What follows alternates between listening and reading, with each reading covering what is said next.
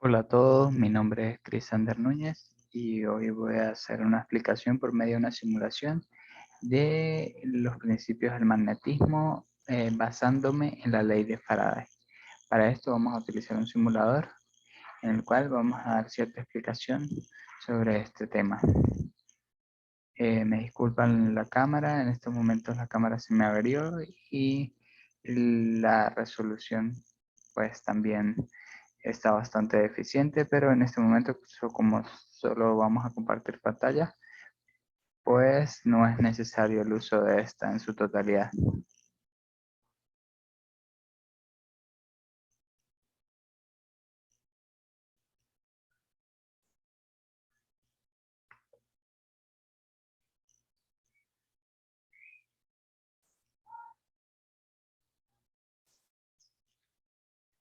Bueno, aquí como les comentaba, vamos a basarnos en utilizando un dispositivo como es una barra imantada, teniendo en cuenta que el magnetismo puede ser generado eh, debido a un dispositivo o un objeto llamado imán. Este imán posee dos polos y en este caso tenemos una brújula. La brújula también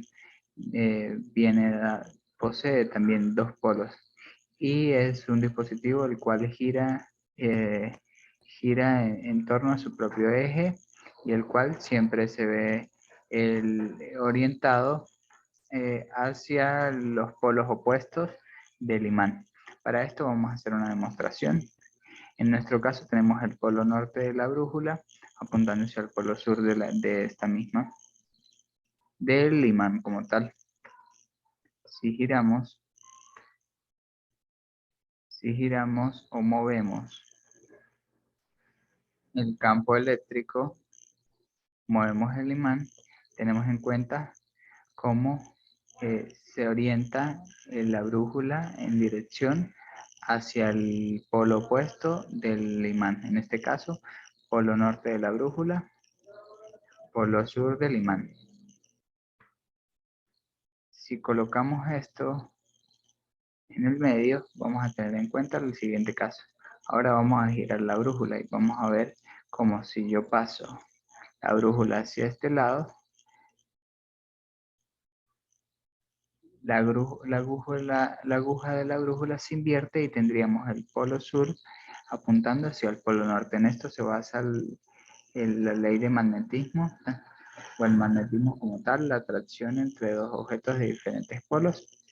Este magnetismo generado por un imán o el cual también puede ser generado por una corriente eléctrica que pasa a través de un circuito. En este caso solo lo genera un imán.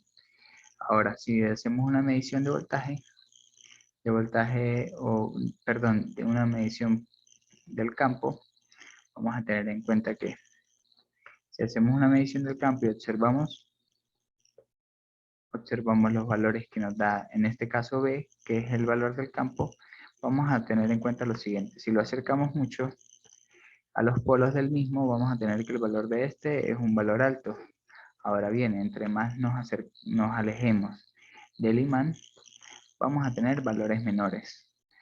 Ahora, tenemos en cuenta que si yo pongo el medidor de campo eléctrico en el polo opuesto del imán, voy a tener valores altos y por ende los mismos valores en la misma posición, pero con respecto al polo norte.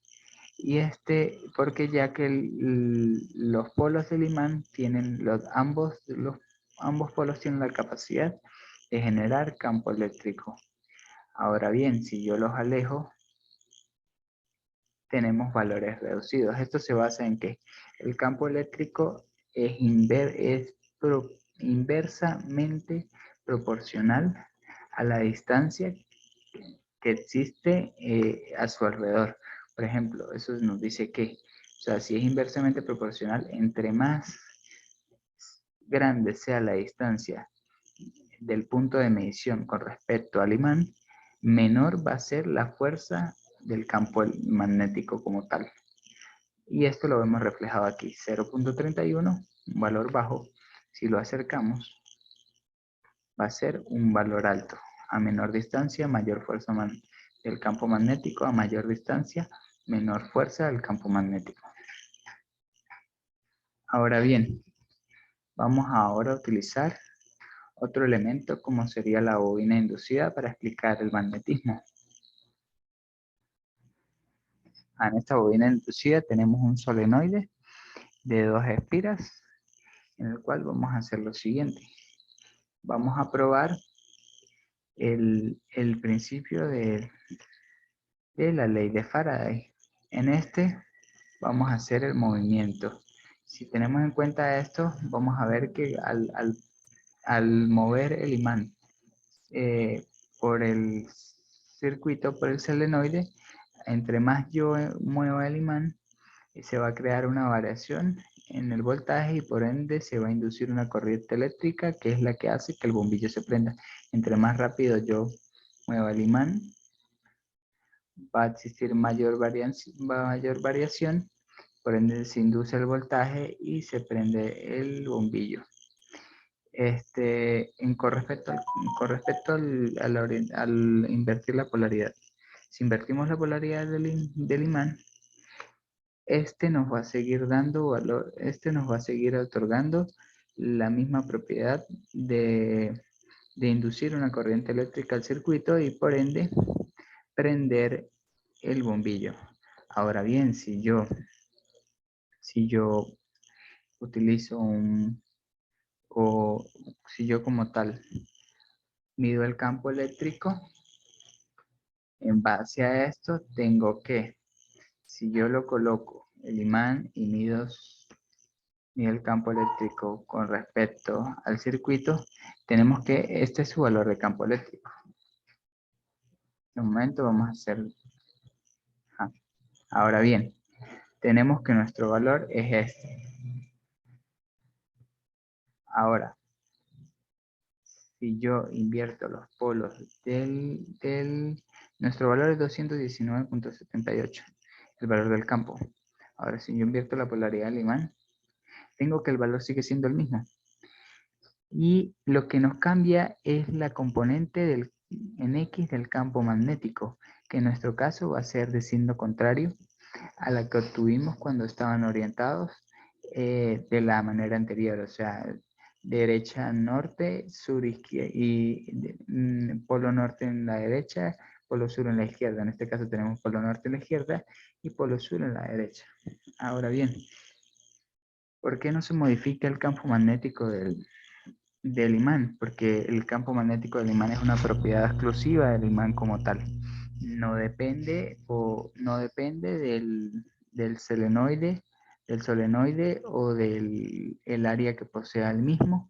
Este campo magnético es netamente propiedad o característica del imán que estemos usando.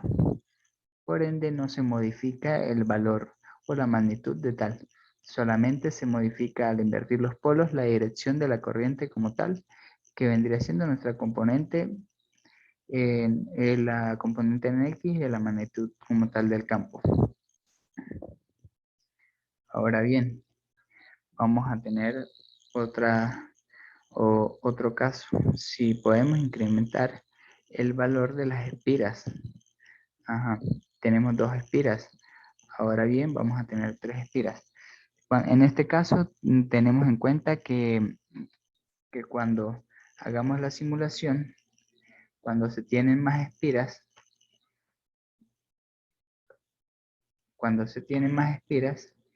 la intensidad, como se ve aquí, la intensidad luminosa que posee el sistema va a ser más alta. Esto se debe a una ecuación.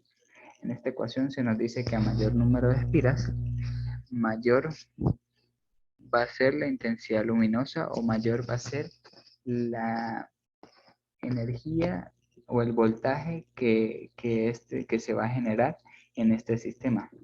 Por ende, a mayor cantidad de espiras, mayor va a ser la energía que va con la cual va a irradiar la bombilla. Ahora, si tenemos nuestras espiras, ahora hacemos una medición de campo magnético para ver si hay variación con respecto a las espiras. Igual que en el caso anterior, no importa que nuestro campo magnético es este. Igual que en el caso anterior,